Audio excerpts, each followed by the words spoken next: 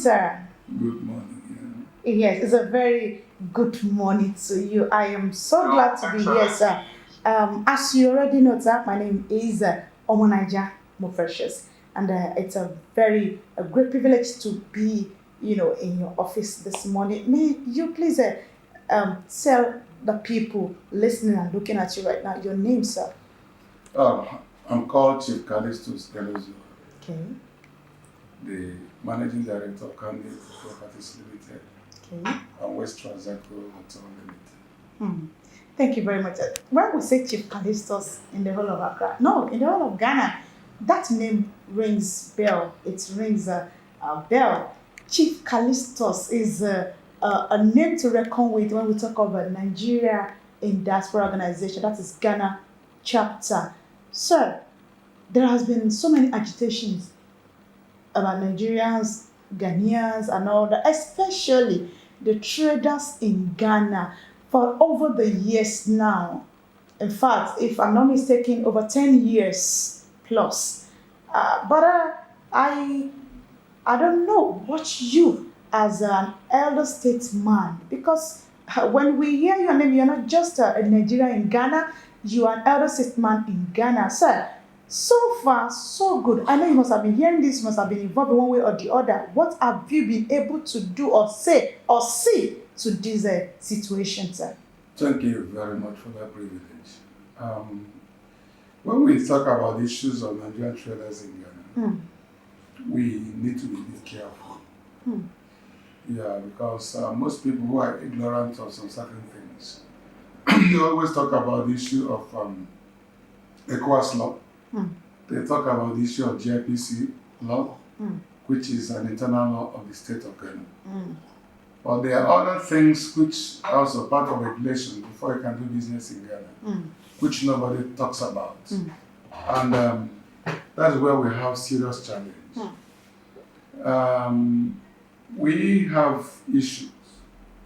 The issue is we need our leaders to actually work on the issue of the ECOWAS protocol, where any country within the West African country that have signed to be part of ECOWAS should respect the laws of ECOWAS. So the citizens will not fight each other unnecessarily. Nigerians in Ghana should exist in Ghana peacefully. Ghanaians in Nigeria should be able to exist in Nigeria peacefully and do their businesses. But that doesn't mean that we should not respect the laws of any laws of our host countries. Why do I say that? I say that because I've been involved in finding a solution on how to have this issue resolved. How, sir? Yeah, this is the first time Ghana government have locked the shops of Nigerians. First time you say? Yes. Ghana government have never locked up Nigerian shops. But I learned last year, since last year December, the shops have been under lock. Is that the one you're referring to as the first time? No. I'm saying that is just what the incident that happened about 2-3 months ago. That is the only official time, quote me, really? That the government of Ghana have locked up Nigerian shops. So what about the one in December, sir? What has been happening is there has been an agitation from a union, a trade union that does not represent Ghana in totality. I see. That they are called, the association is called GUTA. That means Ghana Union of Traders Association. Okay. They are the ones that have been agitating that the laws of the land should be implemented. And they've got to the extent that they felt if government are not able to do it, they have the authority to take the laws into their hand. And when they started taking the laws into their hand, every government, right from NDC, it happened that during when Atamis was in power, they never allowed that to stand. Then during John Mahama, the then foreign minister, who is Hannah Tete, made a pronouncement and peace reigned. After that, there was an election and then NDC lost the election. APP came into power. Okay. Then the people also felt there's a change of government. They can also pursue the agenda. And lawfully, they have been taking laws into their hand to lock up the shops of Nigerians. And at any point they've tried to lock up Nigerian shops, we get in touch with the security apparatus of Ghana. Okay. They have always been of assistance to make sure the shops are locked, opened, until the government of Ghana, by His Excellency, the current president of Ghana, Akufo-Addo, now constituted a body, a task force, to look into this matter before it generates into a problem that will be difficult for the two countries to solve. That is where the Trade Ministry, with other government parastatals of Ghana, the Immigration, the Customs, the Ghana Revenue Authority, the Standard Board, the GIPC, came together and formed a committee.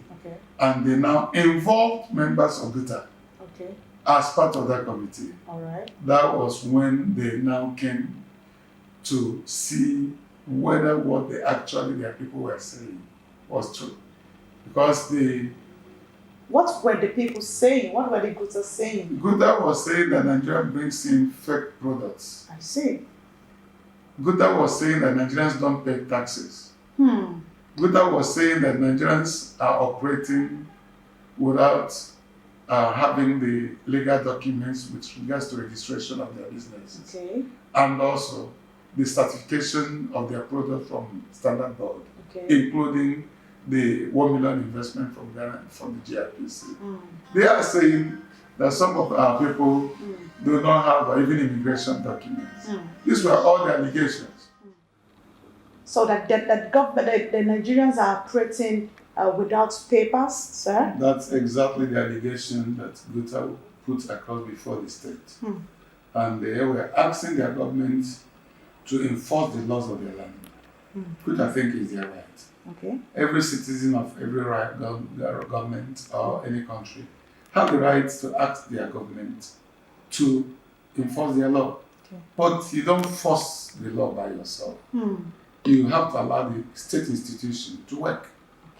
So that is how far what brought about the issue of the committee. Unfortunately, before the committee started their work, GUTA have taken the laws into their hands to go and lock the shops of our brothers. ACCRA. I can remember vividly one day, they even went to the extent of arresting Nigerians on their own. That what Nigerians did? And took them to immigration. That what? That very day, they have to go to immigration with other members of Nigerian Industrial Organization. And the immigration did not understand why they should take the laws into their hands. But why should they arrest Nigerians? They said they should deport them, that they are in their country without documents. So, fortunately, to portray my point about the position of the state institutions, we went there, they released the 23 Nigerians without collecting one cedi from anybody. I see. And they handed them over to us and warned the people who brought them never to take the laws into their hands. And since then, that hasn't repeated itself. So this is so far what I can say about the problem. But I can recall that last year, December, till about June, July, the Nigerian shops was under lock before it was open. By the same GUTA. Can we say, or can you say that the government did not know, or they are not aware for 8 good months? In fact, that was during the lockdown. Would you say the government were not aware that they were just putting up the committee right now to see into the issue? The government was fully aware. So? Then they were aware of it. We had a series of meetings with them. They asked us to bring some documents to prove that what the GUTA people was doing was with the agitation, whether there's any proof of whatever agitation they are putting across. We went and submitted our documents officially to the same committee. I was surprised that it took them over 6 months, 7 months. They to review the documents. To review the documents, and we are never communicating again. Wow. Until I started hearing that they have given Nigerians up to 6, 7 months and they did nothing. And I'm saying it before the camera that we did something because we submitted the documents to them. They told us they are going to submit it to the registry to verify the documents that were submitted. All right. To be sure that what we submitted were authentic. They were surprised after some few months, they came back and reopened the shops for Nigerians. So I don't know what's actually made them to look at it that it's time to reopen the shop. Whether it's by the valuation they've done or one thing or the other. They resolved that they want to open, because then there was still some certain engagements between us and some other government offices. When you're saying us, you and I'm talking about the Ego Digital, the association of the Nigerian Traders ACCRA. I'm also talking about Nigerian Diaspora Organization members. Maybe because I'm the BOT of Nigerian Diaspora Organization. That makes it to be us. Yeah, it's not just us. you. It's not just me. Okay, sir. Yeah, so we carried, including when we went to immigration. Okay, sir. We wrote letters from Nigerian Diaspora Organization. All right. Yeah, that's exactly maybe. So there was an engagement between us and some of the state institutions.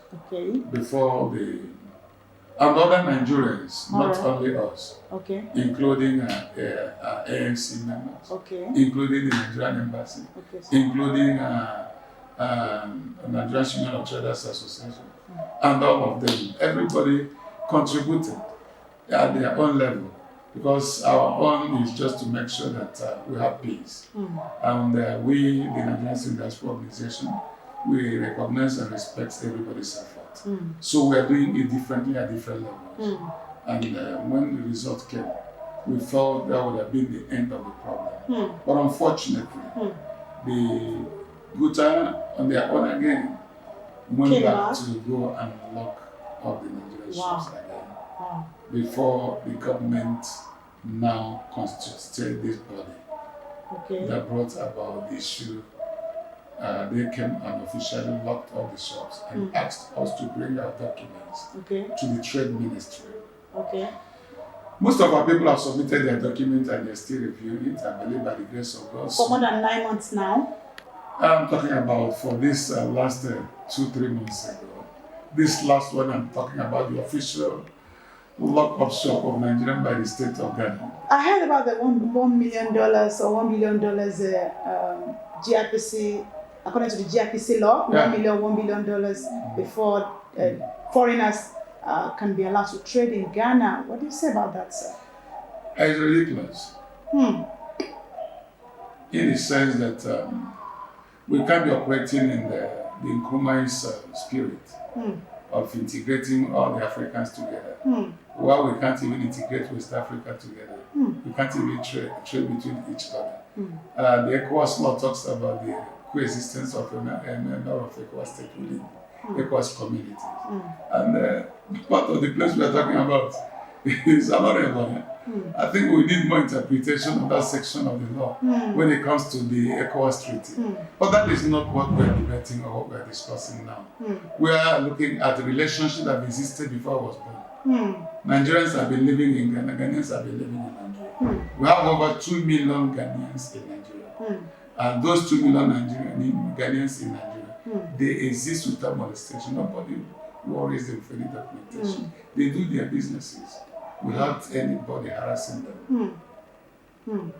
So we feel that our people should be given the same privilege to do the same in Ghana here. So when it now tells us that we need $1 million, before I even go to the issue of the $1 million, let me just touch one aspect which the governments have to actually look at. Okay, sir. You ask Nigerians to have their documents properly documented as people who are residing in Ghana, which means you're making reference to the immigration document. Okay. I'm telling you that it takes a Ghanaian about 70 Ghana cedis to have his residence permit In Nigeria. if Wow. he wish at all to have. That is if you wish, not If he wish to compulsorily. have. Takes them about Does that sense a kind of negligence on the part of the government of because Nigeria? Nigeria have signed to be part of the ECOWAS treaty.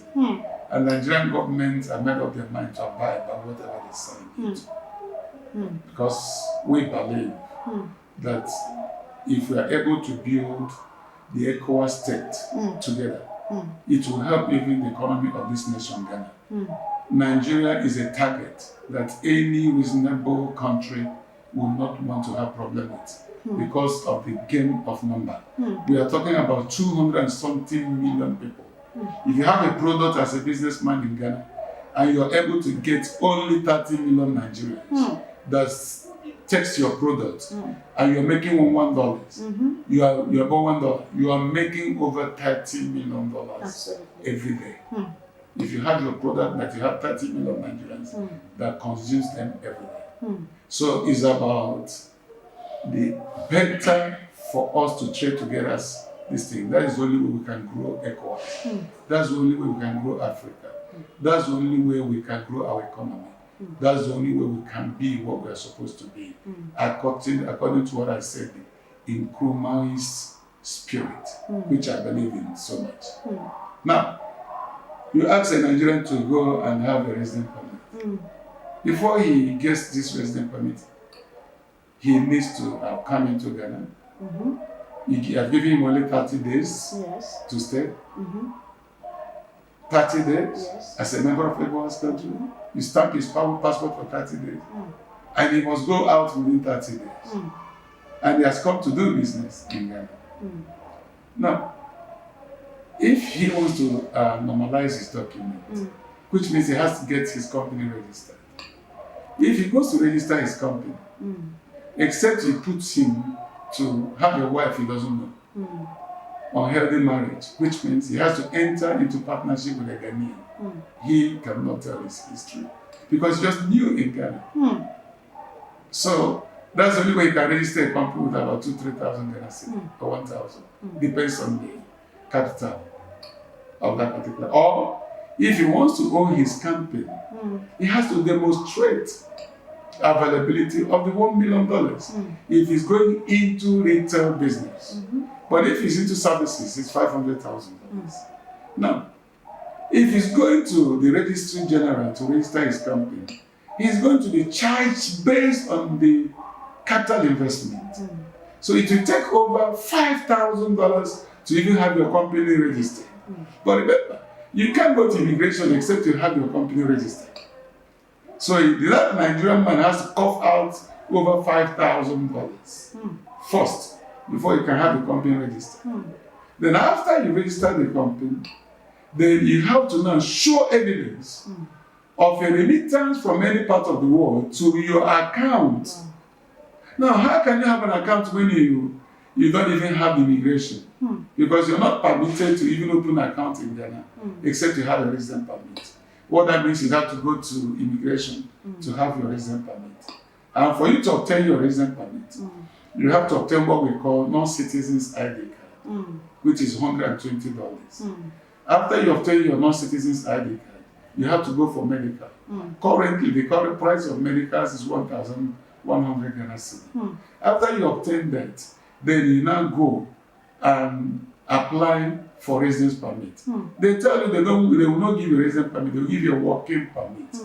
Even when you are the director of your company, you need a working permit. So you have to pay $500. Now put all this together and tell me how many petty traders can afford to do this. What that means is that the traders will come into them. They'll be trading income without registering their company. The state will be losing money they are supposed to get from taxes. The state will be losing money they would have gotten from the registration of the companies. The state will be losing money from the number of people that would have gotten their residence permit. The state will be losing money from other facilities in terms of from Standard Board and other people they'll be losing money in so many ways. Ghana government is losing more money because they made it difficult for Nigerians to be captured or documented. And they're making it difficult for us, who are their leaders here, to have inventory of the Nigerians that are living in Ghana. So they come into the country, they don't register with our union because we make it compulsory that you need to have all these things before you can be a registered member or an executive member of our association. So at the end of the day, it's not a win-win thing for the Ghanaian government. They are losing more revenue. So that is why we are asking them that it has to be reviewed. So we're able to document, even the Nigerians that are in Ghana. In case we are asked from our country, we can be able to give a comprehensive data that captures actually the Nigerian citizens that are in Ghana. And we can be able to, Ghanaian government can use it for a planning when they're doing their budget, because it's important. These people are consuming facilities, electricity, water, road, and other things. So these things are important. That is why we are saying that we need to put a policy that will help us actually to have all these Nigerians documented. So, you see the challenge? Now you want them to do the right thing. Also, you made it difficult for the right thing to be done. And you go back and say the same thing. I'm not doing the right thing. Do you know you can't even have your immigration documented, you have, except you have your police report. The police report itself, you have to fly to Nigeria or travel to Nigeria. It will take you about 5 days. By the time you go and come out, you will spend about $500. That's right. That's another extra cost. That's right. Why can't the Interpol Ghana here liaise with Nigerian Interpol to check the record of those Nigerians and see whether they are involved in any criminality? So we can get our certification from the Ghana police here without spending that. There was a collaboration of security within the ECOWAS state. It means there's no coordination. We are not collaborating with intelligence. Then that money we are paying, they can reduce it. Instead of us spending $500, Nigerians can pay 200 or 300 Ghana cedis and go to police here to get the police report. That's right. And get Nigerian associations to vouch for those people. So we can get right information concerning those people. At least when we are looking for them, we can trace them through their local government. We can trace them through their states. We can trace them through different other means there. And that will help us to give account of record of our people in Ghana. So these things, people think it's about trade alone. They think it's about trade alone. That's why we just sat down last time and the opinion leaders we felt that we need to actually find a solution. And we felt that sometimes you see citizens were good in criticizing government. And everything we want government to do it for us. If you ask average Nigerian now, they will blame the embassy and blame the ambassadors. And I feel that we've grown above that. The ambassador of Nigeria has his own duty.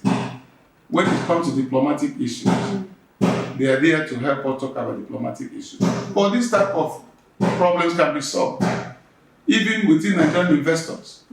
We can attract investors from Nigeria to resolve this matter by building malls.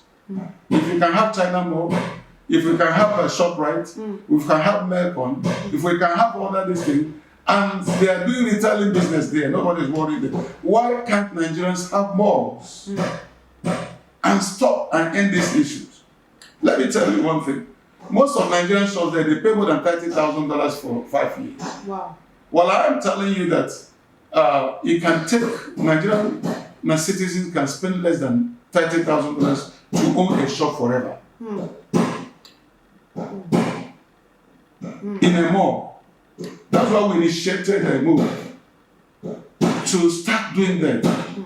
For us to have stability within these two countries that have been together from day of Adam till date. And we can't afford to have problems between us and our brothers in this country. We can't. Fortunately, I was so proud how Nigerian government dealt with issues that happened with the embassy. I'm so proud how the government had reacted.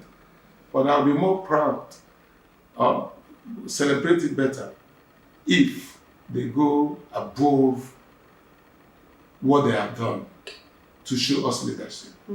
Show us leadership by repealing or amending that GIPC law. Show us leadership by showing us that they are bringing these two countries as a united front to fight against the poverty that exists within these two countries. They should show us leadership by giving us an umbrella to work with them, cooperate with them to make sure that the life of the citizens are secure, both in Nigeria and both in Ghana. They should show us leadership by showing us that the same way Nigeria is treated in Ghana, or Ghanaian is treated in Nigeria, let Nigerians also be treated the same way in Ghana. This is the leadership we're expecting from both governments. And when they do that, they give us the courage to get our people to invest in this land. The more we are talking about there, we're talking about over $5.something million investment. We have the land already. Wow. We bought the land and we are starting the more. Nigerians bought the land already for a we bought the land because we cannot continue with this problem. That is excellent. We have the land already. After this interview, I will grant you the opportunity to meet with the chairman of the committee. He will take you to the land. We have a documented evidence of the land to see that we are not speculating. This is how citizens can work with their government to solve problems. It's not about criticizing the government always. It's about finding solutions to problems. Not people who go to the embassy to go and look for tea to drink without showing them how we can come together with the support of the embassy to solve the problems of the citizens. So we are problem solvers. We don't celebrate problems. So I believe from now to the next 2 years, we are going to coexist with our brothers in Ghana here peacefully without this issue of trades. I trust the government that is in power.